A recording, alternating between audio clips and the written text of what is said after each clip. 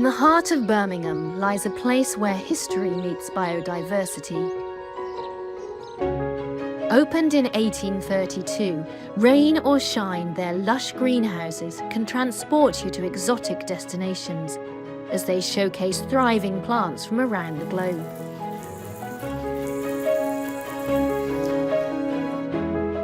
And helping to ensure that it's enjoyed for years to come is a great team of horticulturists led by Hazell. Emily, really good to meet you. Nice to meet you. What a beautiful space. Thank you. It's really incredible. And it's a beautiful building, isn't it? So much history. Yeah, absolutely. Some of the plants here would have stood when bombs hit Birmingham, which I think is pretty awesome. It's amazing, isn't it? Yeah. I love that. And all these plants, I mean, some of them are very old as well, aren't they, in here? They've seen a lot of things. Yeah, absolutely. We have our Dixonia exaflammei, which was crossed by our former curator in the 1800s, Latham, and that's still standing over there.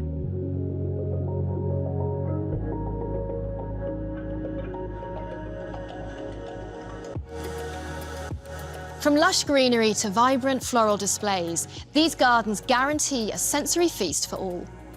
However, today I'm focusing on the glasshouses, and I'm hoping to discover how you can add a touch of the Mediterranean to your own gardens at home.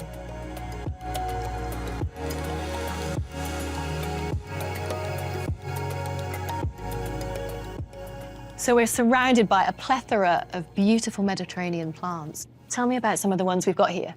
So we've got our lovely olive tree, which we've pruned, hard pruned it, so then it's got lots of air. We've also got our Aeonium collection too.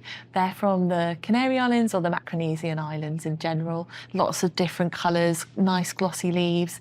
And we have our Pelargonium collection as well. They're often known as geraniums more commonly, but they're actually pelargoniums, which are different. A little bird tells me you wrote your dissertation on them, so you must know a lot about them. Yes, absolutely. When I was a student at Kew, I wrote my dissertation on pelargoniums. I'm really passionate about the different species because some of them look like really ugly potatoes because they're succulent like cactus. And they make really great plants to have in the garden and in your house.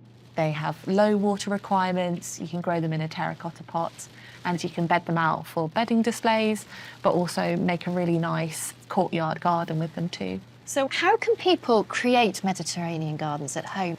So many of the plants that are in the Med House at the moment do need that winter protection from the cold and the wet. But if you have a window ledge or a conservatory, or like me, a balcony on your flat, then you can bring them in and protect them from that winter of cold and wet. So anything frost-free, really? Yeah, and there are many other hardy Mediterranean plants that you can plant out that might be a bit more familiar, such as rosemary or lavender. And we're surrounded by a lot of terracotta. Yes, we are. It's really important to give Mediterranean plants a really aerated root zone because they grow in free draining soils, as well as that extra warmth that the clay pots give. So that's why they're all in terracotta.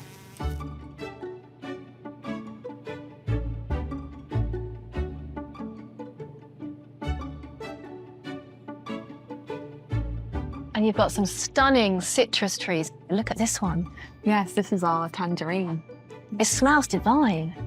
Yeah, it's really fragrant, and I absolutely love the Mediterranean house when the citrus is in flower. You just walk in and it's a beautiful scent. And these are plants that people can grow quite easily at home? I think everyone can grow a citrus plant at home. There is a little bit of nuance to the care.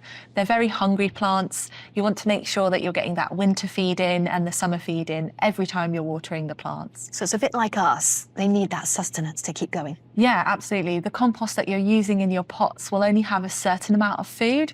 And once that runs out, you're effectively putting your citrus on a diet. So making sure you're getting the food in to there when you water is really important, especially if you want all of that flower and that fruit. We're obviously doing a good job here because they look very, very happy, glossy leaves and beautiful flowers. So what could we be doing here to get the most out of them? So some people might find that their citrus aren't actually fruiting very well, especially as you're bringing it inside to keep it sheltered over the winter. You'll find there might be no pollinators in your house. So to be able to get fruit set, you can give them a helping hand by moving some of the pollen from the stamens to the stigma.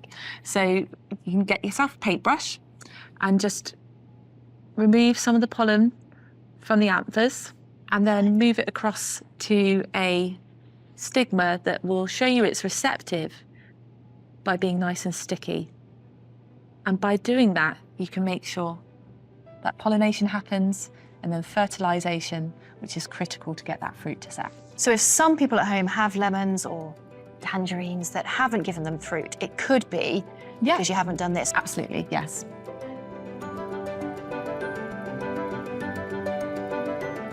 Another popular plant with its roots in the Mediterranean is the cyclamen, a versatile flower known for its good looks and ability to thrive in various conditions.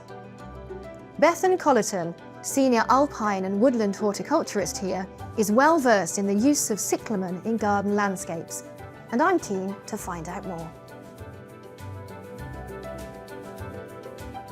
This is such a stunning display, and they all look so different, don't they? They do, that's right. But these aren't all actually different species or different varieties of cyclamen. All the ones in flower are the same species.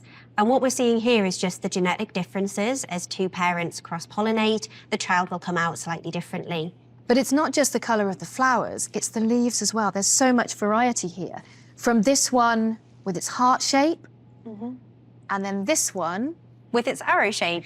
and then this one over here, again, very different. So much variation from essentially one plant. It's said that in cultivation you can have a cyclamen that flowers every month of the year. Really? So yeah, you can really get your money's worth with them. And they look absolutely beautiful. They're that pop of colour that you need early in the year. All those different pinks and whites and lilacs, they're so dainty, aren't they? They are so pretty and delicate, but they are just such a hardy plant that will do good for you if you look after them right. So for me, they're one of my favourites. What conditions are they like? So a lot of cyclamen, because they're from Mediterranean climates, they really like kind of dry weather. That's always the downfall of a cyclamen, is being too wet and too cold for too long. So particularly over winter, if you can keep them dry, they'll do really well for you. Other than that, just kind of how you would treat any other plant, deadheading as they flower and just enjoying them.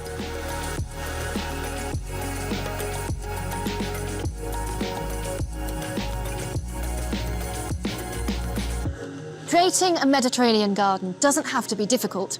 It's something we all can achieve.